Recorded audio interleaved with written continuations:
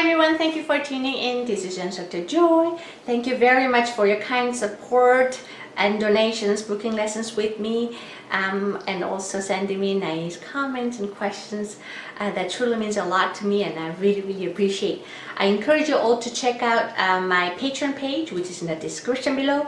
I'll be posting the entire vibrato course as well as other videos. So in this video, we're going to talk about learning higher positions, such as second and the third position for the first time. One of my videos that I made a video about scales for beginner violinists, and there I talk about B flat major scale. So B flat major scale sounds like this.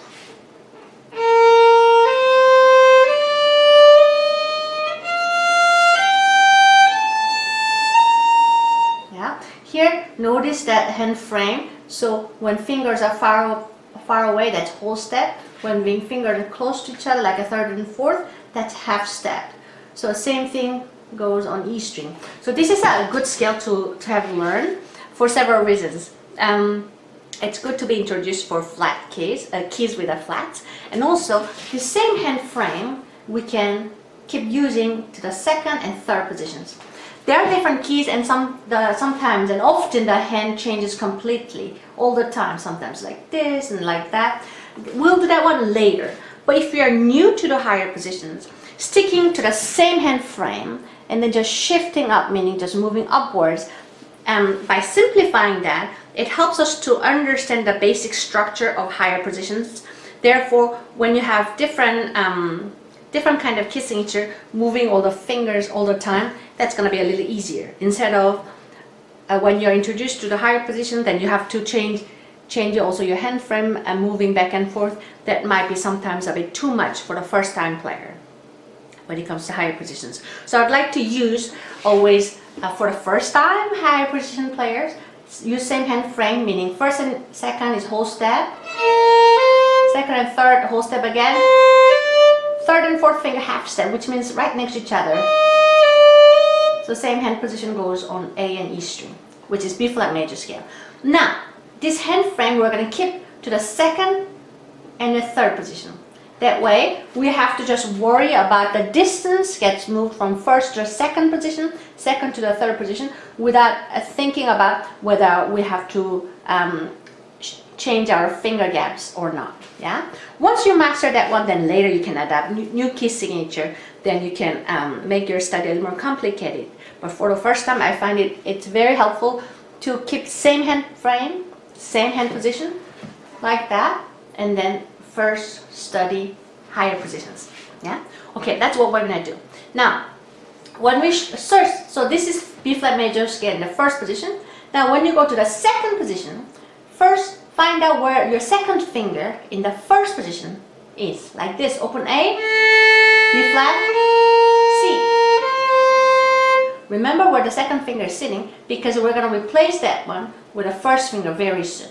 Now here, we're going to shift with the entire hand, not just pushing finger like that, but with entire hand. Notice that one, I'm taking my thumb with you. The common mistake that I see in my teaching studio, a lot of students push the fingers very well, but forget to take the thumb. Yeah, so you have to treat your hand as a block and then move the entire hand, not just finger, or don't forget the thumb with the entire hand like that. Yeah. So now, first find where the second finger is, then place the first finger, and then we're gonna slide up slowly so that we can hear where to stop. Now we have arrived in the second position. So we're going to keep the same hand frame, and then we're going to play a scale, which it's going to be now C major scale. Now here, half step. Same thing on E string. Now we have learned the second position, which is C major scale. Same thing, now we're going to play third position. So we can always go from the second to the third position, but we're gonna do always from the first position so that we know the distance a little better. So now let's find out where the third position is. By playing the first position, in the first position, and then we're gonna see where the third finger is sitting and how it sounds.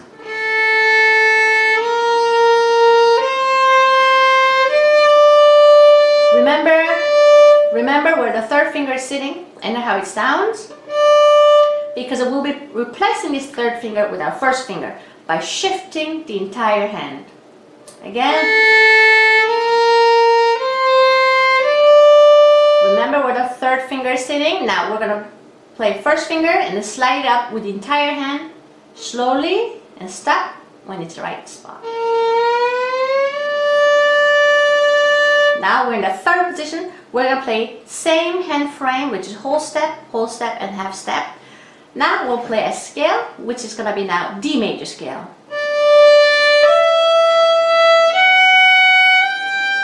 Now E string.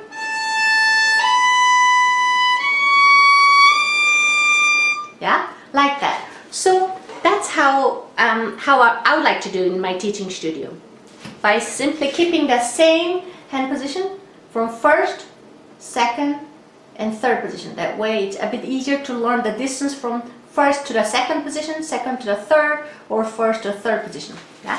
Once you master that one, then you can try different key signature.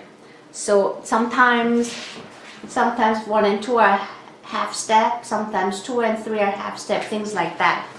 But if you're a first time player when it comes to higher positions, it's highly encouraged to keep in the same hand frame, so that you first learn the distance from one position to the next without having too many complicated stuff to multitask. Yeah, I hope this video was helpful. Thank you for watching, and please let me know how your practicing is going. I hope to see you again. Bye bye.